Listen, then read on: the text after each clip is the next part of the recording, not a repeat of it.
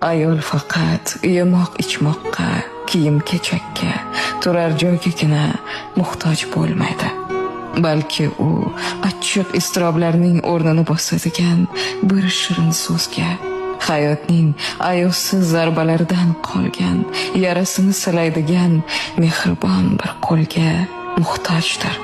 Mashaqqatlarni esdan chiqarishga ko'mak beradigan mushfiq qalbga, og'ir kunlar tushganida boshini yelkasiga qo'yib suyini oladigan suyanchiqqa ham muhtojdir.